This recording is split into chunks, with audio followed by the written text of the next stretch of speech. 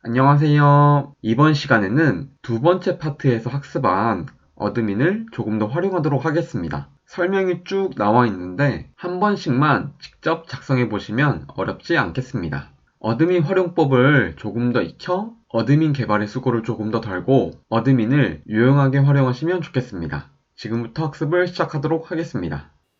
어드민을 커스터마이징 하기 위해서는 어드민을 상속받는 클래스를 하나 선언해 줍니다. 클래스 내에 우리가 필요로 하는 값을 직접 부여해서 커스터마이징 하시는 겁니다. 그리고 레지스터 인자의 두 번째 인자로 커스터마이징 하신 클래스를 넘겨주시면 되겠습니다. 필드를 직접 명시하여서 보여지는 데이터 순서를 변경하실 수 있으시고요. 발행일, 퀘스천 텍스트가 이렇게 명시가 되어 있는데 화면에 보여지는 모습도 이와 같은 순서로 보여지겠습니다. 필드가 많아 관리가 필요로 한 경우에는 필드 셋을 통해 필드를 묶어서 제목을 주는 것도 가능합니다. 현재 퀘스천은 제목이 없고요. 발행일은 데이트 인포메이션 해서 지금 제목을 준 모습을 볼 수 있겠습니다. 다른 필드를 데이트 인포메이션에 추가를 하신다고 하면 발행일 뒤쪽에 또 다른 필드들을 추가를 해주시면 되겠습니다. 코드를 작성을 직접 하고 확인하도록 하겠습니다.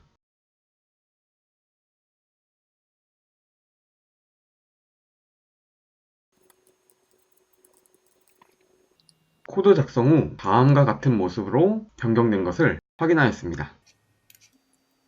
초이스 데이터 모델도 추가를 하는 장면이 나옵니다. 초이스도 등록을 하게 되면 화면에 보여질 것입니다. 앞 강의에서 초이스 데이터를 추가하기 위해서 이미 레지스터에 등록을 해 놓았는데요.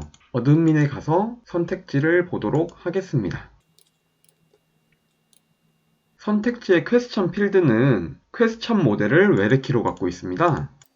그래서 새로 등록을 하시게 되면 등록되어 있는 퀘스천 데이터들이 보여집니다. 추가가 필요로 하면 추가도 진행할 수 있겠습니다. 일반적으로 질문을 등록을 할 때 선택지도 같이 등록하는 것을 원할 것입니다. 하지만 지금 퀘스천 어드민에는 초이스 내용이 없습니다. 그렇기 때문에 퀘스천을 외래키로 갖는 초이스도 같이 등록할 수 있도록 퀘스천 어드민 위치, 현재 현 위치에서 초이스를 관리하도록 하겠습니다. 초이스를 레지스터 함수를 통해서 등록을 했는데 필요하시면 그대로 유지를 해주시고요. 필요가 없다면 삭제를 해주셔도 됩니다.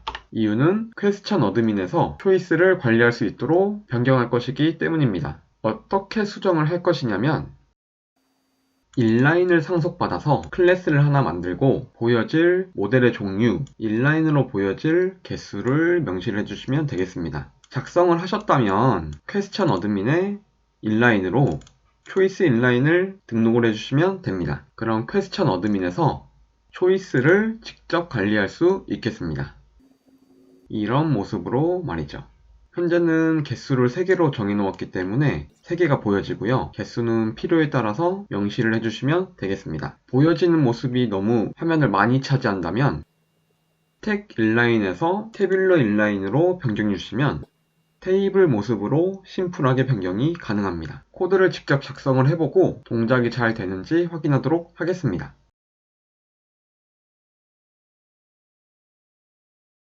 정상적으로 동작하는 모습을 직접 확인하였습니다. 이전에 생성된 초이스들이고요. 추가를 원하신다면 추가를 하시면 되겠습니다.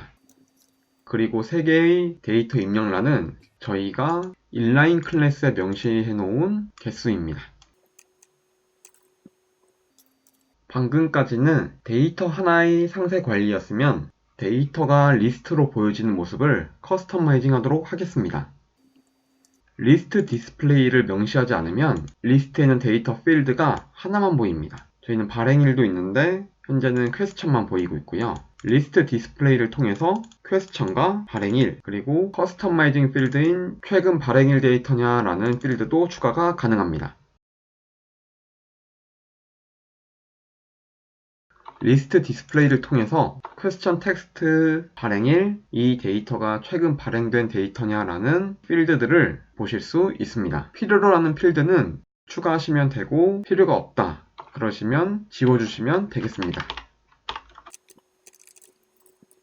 커스터마이징한 필드에 대해서 속성을 몇 가지 부여하여 편리성을 형성시킬 수 있습니다. 어드민 올더 필드는 필드 타이틀 클릭 시 정렬을 위한 기준을 명시해 줍니다.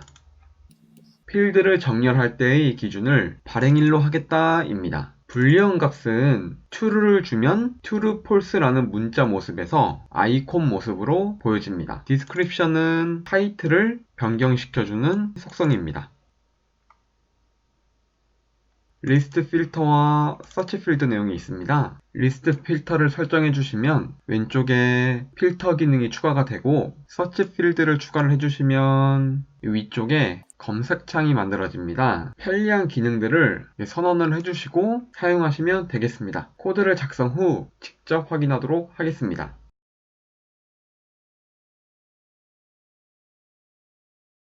코드 작성을 완료하였습니다. 커스터마이징 필드에 대해서 타이틀이 변경되었고 원래는 이 부분도 true, false라는 문자열로 되어 있었는데요. 아이콘으로 변경된 모습을 보실 수 있습니다. 현재는 데이터가 하나밖에 없지만 정렬 기준도 발행일 기준으로 추가가 되었습니다. 또한 발행일 기준으로 왼쪽에 필터가 생성되었고요. 퀘스천 기준으로 검색창도 추가가 되었습니다. 다음으로는 어드민 템플릿을 변경하는 방법을 알아보겠습니다. 어드민 템플릿을 변경하게 된다면 어드민의 모습을 원하시는 대로 커스터마이징 하실 수 있겠습니다. 지금 진행하는 작업은 장고 어드민스트레이션 문구를 변경하는 작업을 통해서 커스터마이징 하는 걸 학습하실 겁니다. 앱 관련 템플릿은 앱 내부에 만들어 주셨는데요.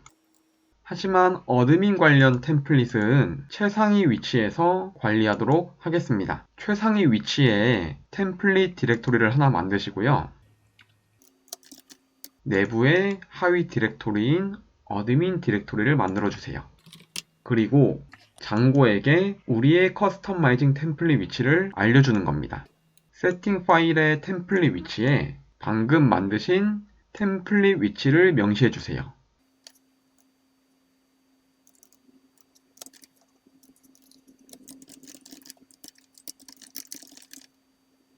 현재 어드민 템플릿 위치는 장고 소스 코드 안에 있습니다. 장고 소스 코드 위치를 정확히 모르시는 경우에는 다음 명령어를 실행해 주시고요. 보통은 가상환경 내부에 위치할 것입니다. 장고 소스 코드 위치를 찾고 어드민 템플릿 위치로 이동해 주세요. 템플릿 위치로 오셨으면 어드민 하위 디렉토리에 커스터마이징 할 파일을 우리의 프로젝트 소스 코드 위치로 복사해 주세요. 장고 어드민스트레이션 파일은 베이스 사이트 HTML 파일에 작성되어 있어요. 이 파일을 옮기도록 하겠습니다. 복사 후에 원하는 대로 변경해 주시면 커스터마이징 완료입니다. 공식 문서에 보면 False Administration으로 이렇게 변경을 하였어요. 그럼 저도 False Administration으로 변경하도록 하겠습니다. 변경을 완료하였고요. 현재는 장고 어드민스트레이션이라고 보여지는데 이 모습이 폴스로 변경되는지 보도록 하겠습니다.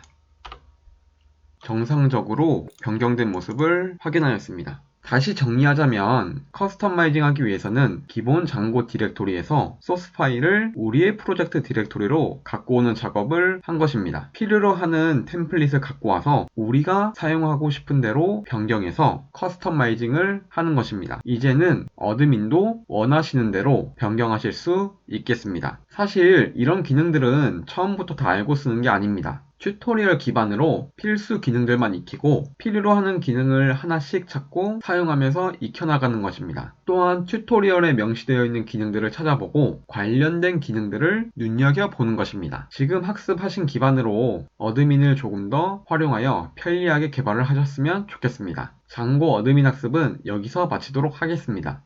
현재 영상이 장고 튜토리얼 마지막 영상입니다. 여기까지 학습을 하셨다면 자신의 프로젝트를 개발할 수 있는 힘과 지식이 쌓였습니다. 생각이 안 나는 부분은 다시 문서를 보고 참고하여서 개발을 하시는 겁니다. 기능을 만드는 것에 집중하세요. 그리고 자신의 프로젝트를 학습한 기반으로 직접 만들어 보세요. 이것으로 장고 튜토리얼을 마치도록 하겠습니다. 감사합니다.